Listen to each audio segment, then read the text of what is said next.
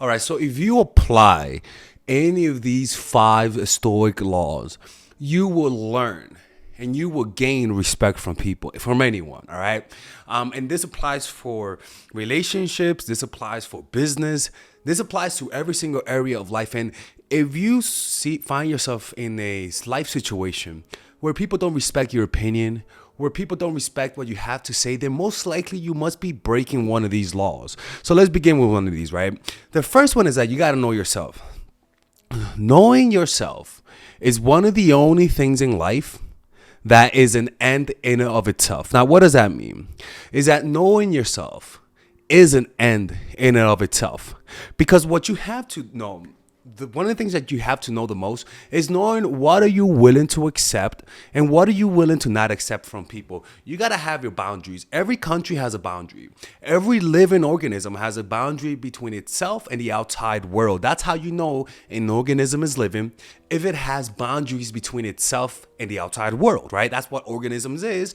That's what social circles are. Cultures are that. Cultures are things that have a social force that creates a barrier between itself and the outside world. So if you don't know what you're willing to accept and what you're not willing to accept, you're gonna gain that knowledge when the moment comes. And usually when the moment comes is when you're at a high emotional state. And that emotional state usually means maybe you're hurt, maybe you are offended, maybe you feel down.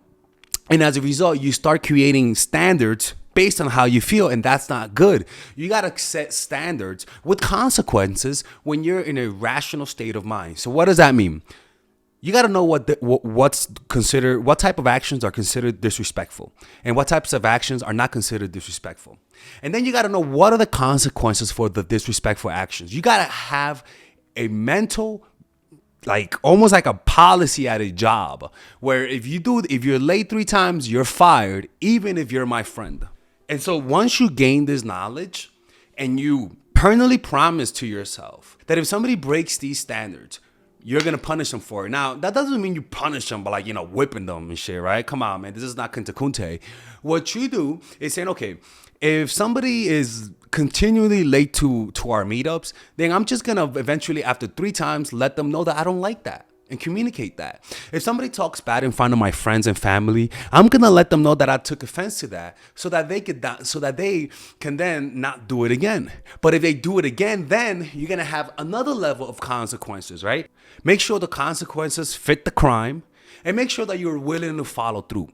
What happens when you do that is that having an understanding that if somebody does something disrespectful to you, that you're willing to fight for yourself, it marinates your senses. It changes the way you look at people. It changes the way you communicate. It changes your posture. It changes your whole vibe when you internally have your hand on your sword and you don't put your weapons down, not even for friends. That changes your whole composure. And if you're not willing to stand up for yourself, what you're sending is a sign of weakness, which causes people to test the weakness that you're sending out. Its art of deterrence rests on 3 basic facts about war and human nature. First, people are more likely to attack you if they see you as weak or vulnerable. Second, they cannot know for sure that you're weak. They depend on the signs you give out through your behavior, both present and past. Third, they are after easy victories, quick and bloodless. That is why they prey on the vulnerable and weak. It goes from a composure of being continually nervous to you knowing that you're willing to walk away if this person disrespects you, to you knowing you're willing to walk away if this person doesn't act right around you.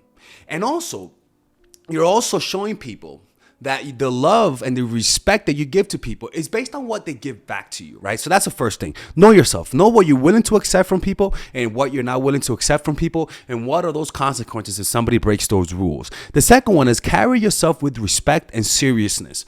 So that means you got to imagine yourself as though you are somebody who's royalty, not with the arrogance, but carry yourself like royalty. Dress the best that you could dress. Even if you're poor, try to dress the best that you could dress. Keep your place as clean as possible. Walk with dignity. Don't walk with your back hunch. Walk with dignity. Walk as though you are destined for destiny.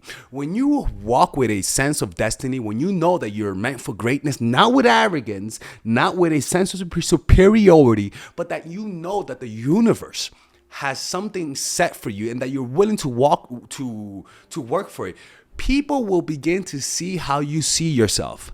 People will begin to treat you as such. That's what Christopher Columbus did. Christopher Columbus had an air that he was meant for greatness. Heck, he was the demands that he asked to be to come to America from someone who was poor and didn't have any resources. It was kind of extraordinary, and that's what made rich people and nobles give so much to him, because they saw he had a similar air of royalty like them. The way you carry yourself will often determine how you are treated. In the long run, appearing vulgar or common will make people disrespect you. For a king respects himself and inspires the same sentiment in others. By acting regally and confident of your powers, you make yourself seem destined to wear a crown. Right? If you want people of higher power to respect you, you gotta see yourself how they see themselves. See yourself as though you're meant for greatness, and it's gonna radiate from within. It's gonna marinate your senses, all of your face, the way you move. It's all gonna be marinated by that sense of destiny. The next thing is respect your words. Right? Never break your promises. There is something when you know that you don't live the life that you say you do, it does affect you. You are committing violence against yourself. I remember when I went to a 10-day meditation retreat. Halfway through, I wanted to get the hell out. I wanted to leave halfway through, right? But the only thing that kept me was that I didn't want to come back on my YouTube channel and say to people, hey, look, I know I tell people to follow through, and I know I tell people that, that never give up, but you know what? I did a meditation retreat and I didn't do it. And I said I was going to do it. I didn't want to do that. I didn't want to break my word, because I promised to keep my word. And above all, I didn't want to lie and say I didn't when I really didn't. You know how many people have said they completed those retreats and never really did? It's kind of insane how many people lie about that. That type of personal lack of integrity weighs heavy on me. And you can never trust your words. There is something that genuinely happens to your psyche whenever you break your word. So you tell people you're going to do something, and deep down you know you're not going to do it. You stop respecting yourself.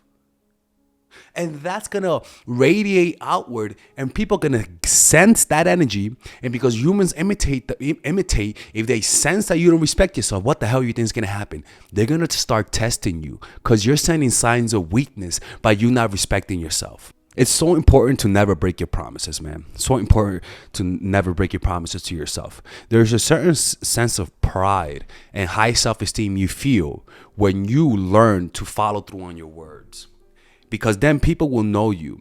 And also, never break your promises to people. If you say you're going to do something, do it. People don't respect people who don't follow through on their words. People don't.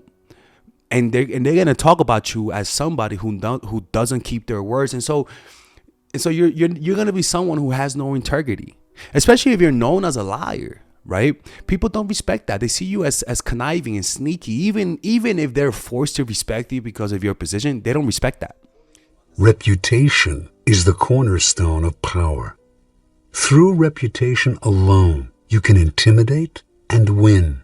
Once it slips, however, you are vulnerable and will be attacked on all sides. Make your reputation unassailable. Always be alert to potential attacks and thwart them before they happen. Meanwhile, learn to destroy your enemies by opening holes in their own reputations.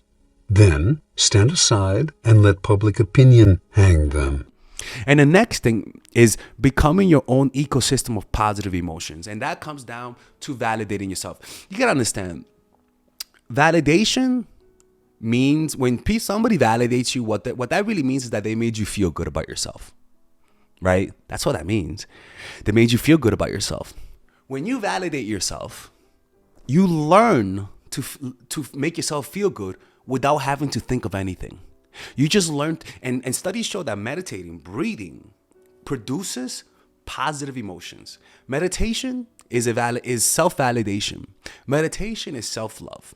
So when you learn to meditate, your brain will begin to be able to learn how to handle more intense emotions. So that means deep pain, you're going to develop a tolerance for pain. Two, pain won't last as long as it did. So you're going to feel less pain. And also the pain is going to last a shorter duration. That's what studies show, right? So you're going to develop a resilience, an anti-fragile mind. And also a lot of the reasons why we allow disrespect is because we feel unhappy on the inside. The more unhappy and the lower your self-esteem, the more disrespect you're going to take, because you find comfort in just being around anyone who gives you any sort of attention. That is enough for you. That means you're selling yourself short. And people know that because they're buying your presence for cheap. And what do they do when you buy something that's cheap? You disrespect it. You throw it around. You treat it like trash. Yeah, that's right. You got it. So the key is to develop a habit of learning how to produce positive emotions from yourself so that you could stop clinging on to other people to make you feel good. That's a big burden you're putting on other people. So that you develop a meditation practice. Even Marcus Aurelius talked about this. Developing a deep meditation process creates an ecosystem of positive emotion that radiates from the outside. And humans are naturally attracted to people who have good emotions, who, when you're around them, by their mere presence, you feel at ease. And remember, emotions are contagious. So if you feel good about yourself, you're going to make other people feel good by just your presence. And that's going to make people gravitate towards you. And by you attracting so many people, it's going to have the aura of charisma, the aura of respect. And so that inspires respect because they see other people following you. They see other people treating you with respect. They see other people wanting your attention. And because humans are imitative creatures, if they see other people looking out for you and looking for your attention, people are going to assume you have something good to offer. And once they see you that you have something good to offer and good emotions, people are just going to gravitate towards you. And also the good emotion that you develop through meditation also insulates you against the bullshit that people throw at you, against people trying to lowball you. Because the only time you accept lowballs, the only time you accept disrespect is when you're not happy. That's why happiness is so important. Happiness is pretty much self-esteem. The lower your self-esteem, the more unhappy you are. The higher self-esteem, the more happy you are. And notice I'm not talking about having success and building up success to develop self-esteem. That is a form of self-esteem. I'm talking about at the root of high self-esteem is this type of self-esteem that doesn't require words or memories. It's a self-esteem that just arises from a meditation practice. Just observing your breath creates this type of effect. All right. And that's how, if you apply these strategies, being willing to walk away, which is the most important thing. Because if you're willing to walk away, that means you're able to be happy by yourself. That means that you don't need them that much. And when people can sense that you're willing to walk away, people will value you more. I remember I had an accountant who was tired of my bullshit. I always responded late.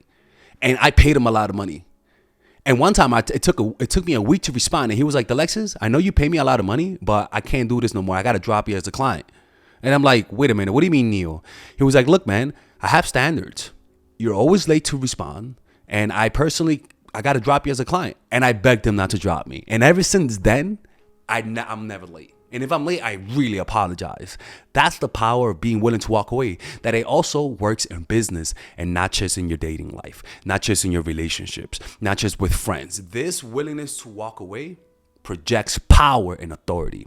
Anyways, if you guys ever want to work with me one-on-one, go to mindfulattraction.org. I have a course called Charisma Blueprint. This course is literally teaching you how to create this type of respect. This course will teach you how to create two types of charisma that are so important. External charisma at a distance and face-to-face charisma, which a lot of people who are charismatic from a distance don't have. This is a 2-day course that I recorded in London, and it took me a year or two to come up with the content, but I know damn well that if you guys purchase it, anybody, no matter how boring you might be, will project charisma. Or if you don't have it, you will learn how to develop it. Trust me, if you don't like it, you can just ask for your money back and I'll give it to you. Anyways, I'll see you guys later. Oh, just click on the description down below. You'll see how to get it.